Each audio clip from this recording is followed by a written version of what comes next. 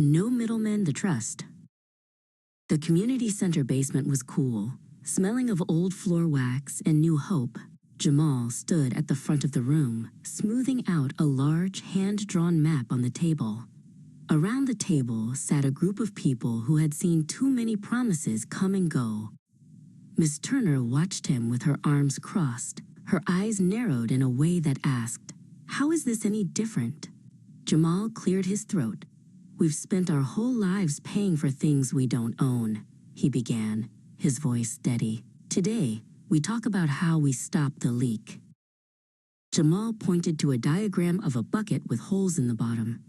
"This is structured extraction," he explained to Darius, who was leaning forward, his brow furrowed.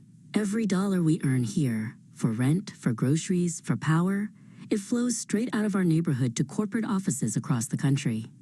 It's a system designed to keep our pockets empty while we build someone else's empire.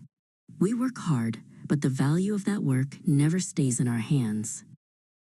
Kevin raised a hand, his face etched with the weariness of a man who worked 2 jobs. "So we're just the middlemen for our own paychecks?" he asked. Jamal nodded solemnly. "Exactly. We pay a markup on survival. We pay for the brand, the CEO's bonus, and the interest on the landlord's loan. We are taxed by profit at every turn. But what if we removed the people standing between us and the things we need to live? What if there were no middlemen?" "This is where the Black Infrastructure Trust comes in," Jamal said, turning to Reverend Collins. The Reverend leaned in, his hands clasped as if in prayer, though his eyes were sharp with a leader's curiosity. "It's a collective shield," Jamal continued. "The trust doesn't seek profit, it seeks stability. We pool our resources to buy the land and the buildings ourselves. When the community owns the foundation, the walls can never be taken away from us."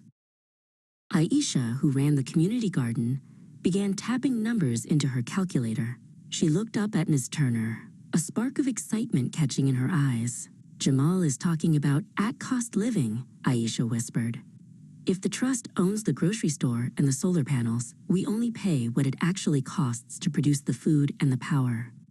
No markups, no extra fees just to line a stranger's pockets. Our bills would drop by half, because we aren't paying for someone else's profit."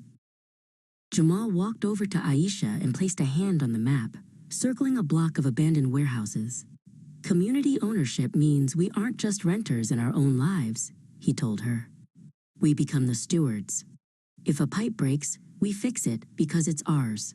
If the sun shines, we keep the energy because we own the panels. We aren't waiting for permission to thrive. We are building the autonomy to survive on our own terms." Kevin looked over at Darius. "But how do we start? This is a lot of money to move." Darius nodded, his usual defensive posture relaxing. "It's about the first brick," Darius replied, repeating what he'd heard Jamal say earlier. "If we all put in what we usually lose to those middlemen, we build the first piece. Then the first piece pays for the second. It's not about charity, it's about a new model of investment where the dividend is our own freedom." Reverend Collins stood up and walked to the chalkboard, standing beside Jamal. "The moral weight of this is clear," the Reverend said, his voice echoing in the small room. "We are talking about stewardship of our brothers and sisters. Jamal, show us the math again. Show us the path from extraction to ownership."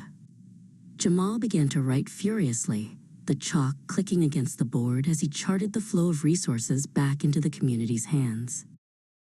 Miss Turner stood up, the chair scraping against the linoleum. The room went silent. She walked to the front and placed her hands on Jamal's shoulders. "I've seen people try to save us for 40 years, she said softly. "But this is the first time someone has asked us to own the tools of our own salvation." "I'm in," Jamal smiled, the tension finally leaving his shoulders as the elder's blessing settled over the room.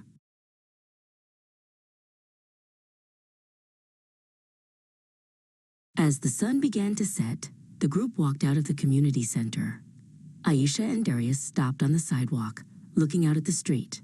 The buildings were the same as they were 2 hours ago, weathered and gray. But the vision had changed everything.